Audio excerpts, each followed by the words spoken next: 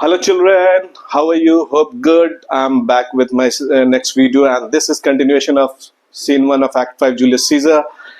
I'd like to thank you all for watching my first video, and I received a lot of compliments, lot of good compliments that made really good. That was very heartening, and I thanks very heartening means a lot. Thank you all very much for encouraging me. And I watched it myself because this was my first video. There was some negative thing. There were some rough edges which needs to be smoothened out. I won't talk about them. I will talk about the positive thing that I felt about my own video. No, I felt like when I was watching, as if I was a teacher, I was a student, and teacher was teaching on the board and hammering home the points, trying to drive home the things, and that is what I liked very much about it. I hope many of you would share this view, and that is exactly what I wanted to do to get give the feel of a classroom teaching in an online teaching video. With online recorded teaching video, and you get the feel you're watching an online recorded teaching video, and you get the feel of a classroom. That's exactly what I wanted to, and perhaps in the first video itself I may have achieved it to quite a degree, quite an extent, I would say. Let's start the topic now. We have seen how the triumvirate was planning things, and how they had planned to execute the will of the Caesar. They had earlier also we had seen that they had tried to take a share of what Caesar will to give to his people, but that's all part of their plan. And Antony, we knew, is a shrewd tactician and a shrewd person who knows how to deal with things, how to take things as and when it comes. So that is the kind of personality that we have seen Antony to be, and he is planning a lot of things. But yes, what important thing that we witness in the first few lines of this scene is that Octavius is now showing signs, showing definite signs, very definite signs that he's in charge of things now. He's taking control of things. We see Octavius asserting himself, and that's very important in the context of play. We know what the future holds for Rome, and what would happen after this war gets over. And this is a fictionalized history, so it's a part history, part fiction. We already know that. So from here, things are going to be, but for us as students, things are going to end here only when the play ends, and won't matter too much to us as to what happens to Rome in the after this. We are not, perhaps most of us are not going to study that history, but yes, it gives us an insight as to what would be happening in Rome in future. Okay, so let's Brutus says, they haven't advanced and want to talk. Cassius, stay here, Titinius, we must go and talk to them. Okay, so we see on the stage sounds of drums indicating arrival of Cassius and Brutus.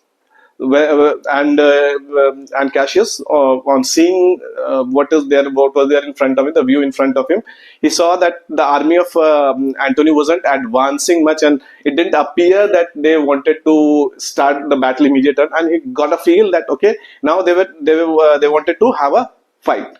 They wanted to have a talk before the actual fight. So Brutus senses this, and asks his people to stop. Cassius says the same to Titinius. No, this is something which is part of drama. We know that the actual battle going to take place, but there's a lot of dialogues in between.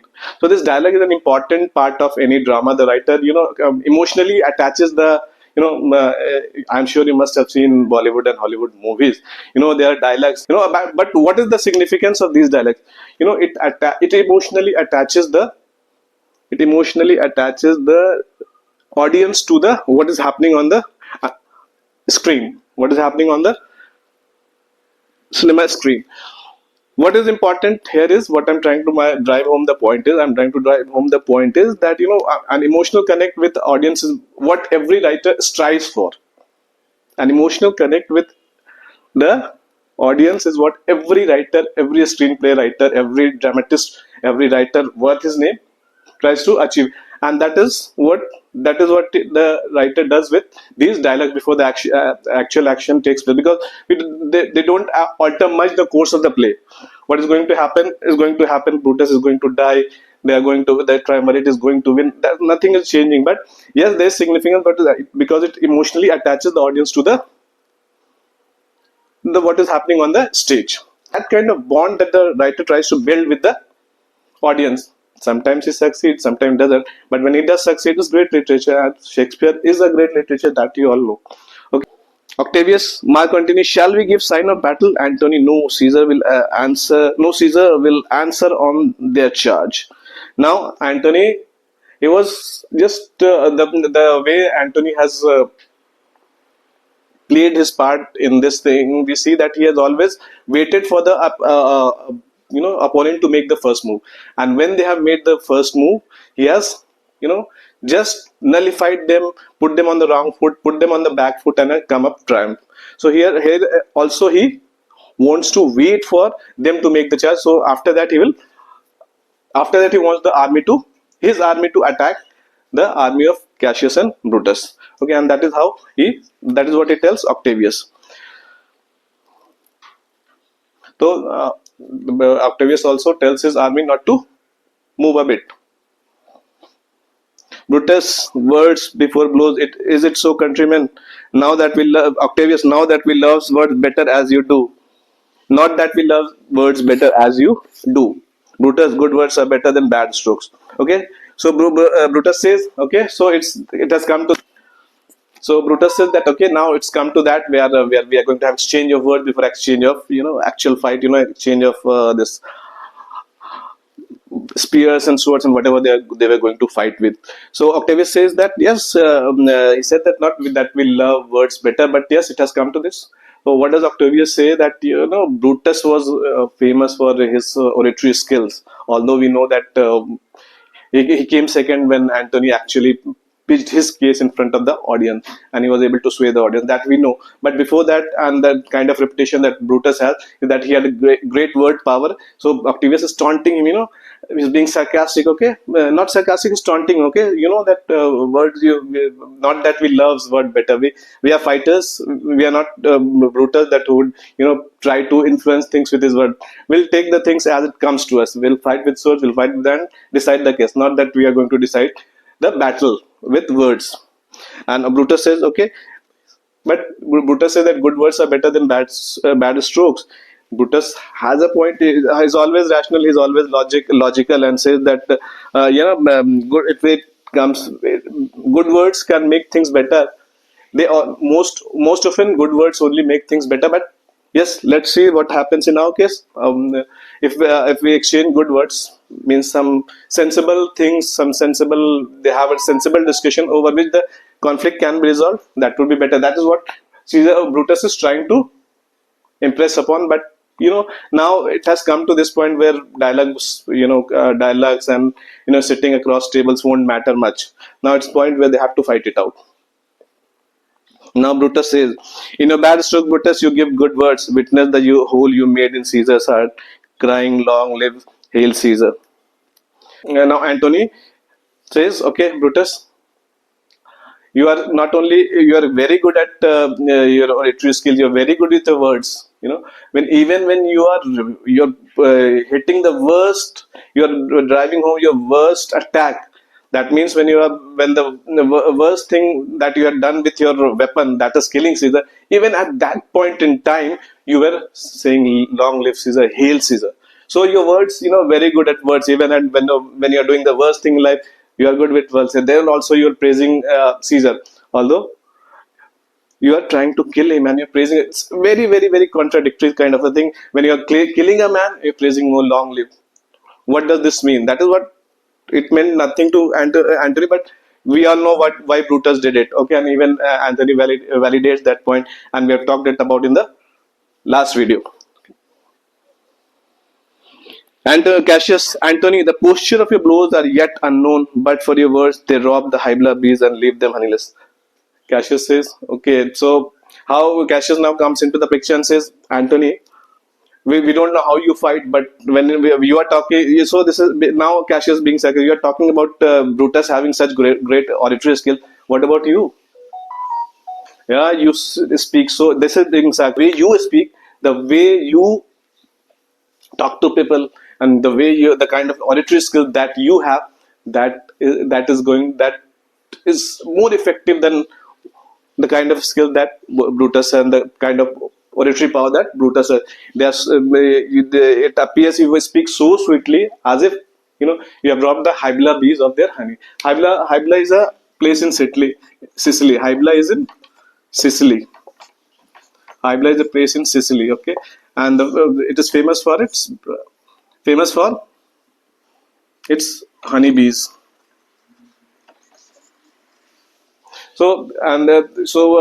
Cassius says that you talk about Brutus having good oratory skill. Think about yourself, man. What you do? You rob Hybla bees. The way you speak is so sweet. Anyone can get swayed. The Hybla bees. It appears that they have you have taken all the bees, all the sweetness from them, and that is that is why you're able to speak so sweetly. You have taken all the sweet from them, all the sweetness from them, and that is why you're speaking so nicely. And that is people are appearing as if sugar. You are pouring sugar into their eyes, and they're so influenced, so swayed by whatever you say. Anthony says, and stingless too. So Anthony says yes. He replies to that comment, that sarcasm in another sarcastic way. He says that yes, not only I rob them of the bees, I rob them of sting too. That is, he wants to say that. Okay, now I am not only sweet when it comes to it. That is there, but when it comes to attack also, I can be as ruthless as anyone. Like when being bee attacks, when they sting, it's going to cause a lot of pain. Everyone knows that. Okay, all of you may not have experienced it, but every one of you knows that when honeybee stings, it's going to cause a lot of pain. And Anthony tries to say that it's not about sweetness in my words. I have power also. I have the strength also to give a real good attack. To have to sorry, I have the power to attack the position with lot of power and lot of force. So Brutus says, and yes, soundless too, for you have stolen the buzzing Antony, and very wisely thread before you sting. Brutus says that okay, now you are soundless also. Hybla bees, one quality about them is that they are soundless. Most of the bees, when they roam around, they are, hum and make that kind of sound. People know about Brutus, people know about Cassius, but they don't know about Antony the executor. People don't know what kind of thinking Antony has. The kind of thinking that is very difficult to perceive. The perception by others is almost impossible. That what his next movie is, that got that kind of brains. You can't sense, you can't judge what. So he's not. You won't be able to. He's not going to make any sound. Okay, I've come to attack. That kind of thing is not going to do. When he does, it's like a tiger prowling. The animals, weak animals, they are unaware that they're going to get caught. That kind of a time when Brutus allows Caesar Catherine to speak at Caesar's funeral, and Brutus was caught totally unawares. He never knew that the kind of impact, ramifications that Antony's dialogue would have on the people. Okay. So that is why I say that you're soundless too. When you do, no one is going to hear it coming, but they'll have to face the consequences. Antony, villains, you did not so when your wild daggers hacked one another in the sights of Caesar. You showed your teeth like ape and fawned like horns, and bowed like bondmen kissing Caesar's feet. And while damned Casca like a cur behind struck Caesar on the neck, oh you flatterers. So he says that, you are telling me there's a lot of exchange, a lot of dialogue going on, a lot of exchange of words, fears. Okay. Throughout the play, we have seen dialogues revealing the character of the people, and now here also dialogues revealing what is post Caesar, how people have felt, post the death of Caesar, how people have felt, and how the perceptions have changed. Brutus earlier thought Antony to be someone who was, a fun-loving guy, who would enjoy things, who would have a lot of fun being with Caesar. In the company, just being in the company, he enjoyed some certain privileges, and because of that, he enjoyed life. But now you see, he's thinking of him as a totally different person. And so Antony says, okay, you are talking me to be soundless. You're telling me that, well, you are a person whom no one would be able to see, whom no one would be able to perceive the actions, whom no one would be able to know what his next action would be. What did you do? When you killed Caesar, you're smiling in front of him. You were just planning to attack Caesar when your plan of attacking Caesar was going to take place. So you telling me that it can't be. No one can know what is going in his mind, and no one can think what Antony would do. What his next move would be. Who was going to be know your next move when you actually killed Caesar. Everyone was thinking it's going to be a normal Senate day when people would talk about things and maybe Caesar would be crowned king. But everyone was happy showing their teeth like and now in front of him, kneeling down and pleading before him for the release of Publius. All those things. Flatterers now, Cassius. Flatterers now, Brutus. Thank yourself. This tongue had not offended. So today, if Cassius might have ruled. Flatterers, now Brutus, thank yourself. This tongue had not offended. So today, if Cassius might have ruled. Now Cassius is addressing to Brutus, saying that see, now we are seeing, and Cassius pointing out this fact, the effects of the consequences of leaving Antony alive, and more so allowing him to speak at the funeral of Caesar. And Cassius says to Brutus, only if you had listened to what I wanted to say, you would not have to face this situation. You would not be facing this scene that we are here. And they would have been the literal rulers of Rome. Literal in the sense, obviously it was a senate, it was a parliament kind of a setup where everything, the decision were taken by a council of people, and all these people that we who are characters in Julius Caesar, they are part of that. They were part of the council, and they would have become more important. They were already important, but they would have become more important in the absence of Caesar, after the death of Caesar. Only if Antony had died, or along with Caesar. Only if Antony had died along with Caesar, or if he was not allowed to. Both of them, and on both these issues, it was Brutus who prevailed over Cassius's view. It was Brutus who prevailed over Cassius's view, and that is why Cassius now says, see what has come to, what is the result of all that action that you took, all the decision that Brutus took. Okay. Octavius, come, the cause if arguing makes us sweet, the proof of it will turn to redder drops. And he draws his sword.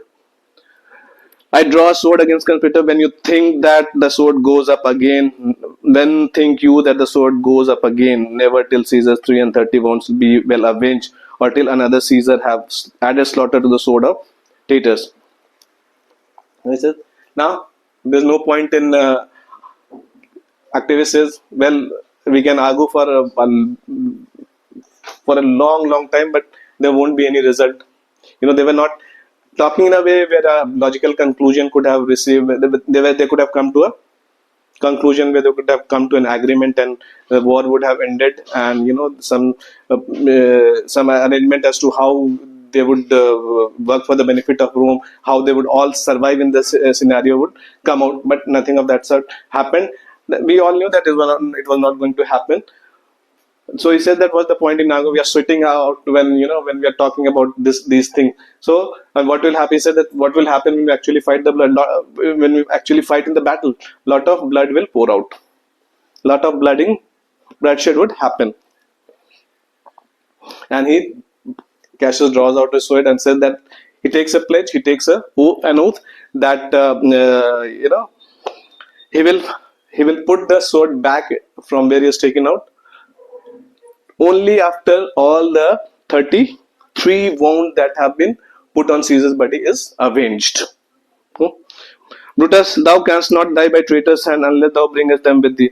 Brutus says that Octavius calls them traitors and he says that he won't put the sword back until all the traitors have been killed. He has avenged the traitors. He has avenged the death of Julius Caesar. He said that the sword will go back only either when he has killed the traitors or the traitors have killed me.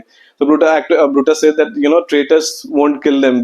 Traitors won't kill them unless they are with you. You have brought them along. What he intends to say is that they were not the traitors. If at all Octavius gets killed by Brutus and Cassius's army, he said that intends to drive on the point that they were not the traitors. If at all he gets killed by, it's not by traitor. If at all he is going to get killed by traitor, it has to be someone from his own side who will deceive him, who will betray him. Octavius, so I hope I was not born to die. And Brutus says, okay, so Octavius says, yes, that is what I hope. I did not want to die on Brutus's sword. Okay, I did not intend to die by for Octavius. Brutus is traitor. Okay, they themselves are. Sorry, I have a sore throat. Both the parties, they think themselves to be on the right side. Octavius and Julius and Antony, they think that they are on the right side. They are doing good for the they are what they are doing. They are doing for the benefit of Rome, and so thinks Brutus and Cassius. They think that they are also on the right side. Whatever they have done for the benefit of Rome. Okay? So, if thou were the noblest of thy strain, young man, thou wilt not die more honorable. Brutus says, there's no way that you could die a more honorable death. The most noble a person could not have a better or a more noble way to die if they are killed by the noble Brutus. That is what he says to Octavius. If you die by my sword, Brutus says, if you die by my sword because of my sword, it would be the noblest way to die. No, there's no way more noble to die than die by Brutus's sword. Cassius, a peevish schoolboy worthless of such honor, joined with a masker and reveler. Now, again taunting. Cassius says that, okay, who are you?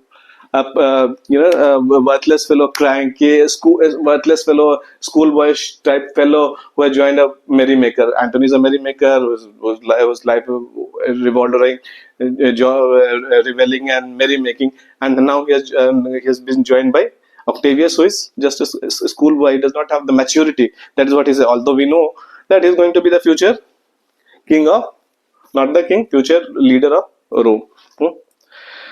Antony, old Cassius, still the same old Cassius. Antony says, you are still the same old Cassius, taunting people. You have not changed, Cassius. Octavius, come, Antony, away. Defiance, traitors, hurl me in your teeth. If you dare, defiance, traitors, hurl me in your teeth. If you dare fight today, come to the field. If not, when you have stomach. And they make exit. So Octavius says that, okay, there's no point in fighting. And he asks Antony to come away and dares them to. There's the Brutus and Cassius army to fight them. He said that if you have the courage, come in today. Otherwise, if you gather enough courage, come to tomorrow. You have to gather courage to come to just a show of courage. It's just or there's no content in what you're showing. It's all hollow. The courage is hollow. There's no point in talking with continuing our talks. Let's leave it at that point and actually fight it out. And Octavius says the continuity will happen only when the war will continue only if Brutus and Cassius' army draws enough courage. If they draw the courage today, they should come and fight it out today. Otherwise, tomorrow. Okay. So Octavius says, "Come, Antony, let's go." And Antony and Octavius exit. Okay, so what did we all see? We all saw the conflict before the actual battle today. This was a real conflict, and people speaking out their hearts, people speaking out their minds. Whatever change of personalities, whatever change of hearts, whatever change of ideas they would have encountered, throughout after the death of major events take place. It shakes people. When great trees fell, when great trees fall, you have a poem, right? And what does happen? The effect. So when Julius Caesar died, because of I'm giving you this reference because you have this poem in your syllabus. And when Julius Caesar dies, obviously it was going to bring changes. The way people think, the way politics politics takes shape, place, the way Rome is governed, everything was going to change. Okay, now you would have a new ruler in place. Caesar the dictator was gone now. Caesar the dictator was gone now. Okay, so we see the conflict before the actual battle, and I have explained the significance of these dialogues and why they matter. Okay, so What do we see here? We see the trading of Mars between the two sides, the triumvirate and the and Octavius and Caesar. Triumvirate and Octavius and Caesar. Triumvirate and Brutus and Cassius. Sorry, not Caesar. No. We see each side accusing the other for the situation they're in. Both of them accuse each other, and even Cassius accuses Brutus of being a big Brutus of being responsible for this situation. If it had not been for Brutus, if Antony had been killed, if Cassius had its way, it would have been totally different. And that we can understand. Like if there was no Antony, maybe this situation wouldn't have happened. Maybe we wouldn't have been reading these Julius at all. That is another thing. Okay. Political tension is revealed. Okay, so we see there's a political tension. Political tension in the sense there's actually a battle for grasp of power. Whoever wins comes to power. No denying that. Okay, and this is very important that no real effort was made. No real effort was made towards achieving a common ground where the conflict could be resolved without a war. They talked a lot. They threw not tantrum. They threw barbs at each other. They accused each other. They literally abused also. In a lot abuse in that sense. But yes, they were blaming each other. But they were not trying to reach a consensus. Not trying to make an effort where the situation could be avoided. Peaceful solution could be found to the conflict. No effort, real effort was made, and that is what this whole these lines, the conflict between these lines where they actually have a dialogue with each other, Triumvirate and Brutus and Cassius have with each other, plays out. I hope you like this video. If you have any doubts, you can send it in the comment section. I'll try to resolve your doubts. And if you have any other question regarding last year papers, any question that in your workbook that you want to ask, you can definitely ask me. So it's bye for now. Thank you very much for watching the video, and keep liking it, keep subscribing to it. Thank you very much.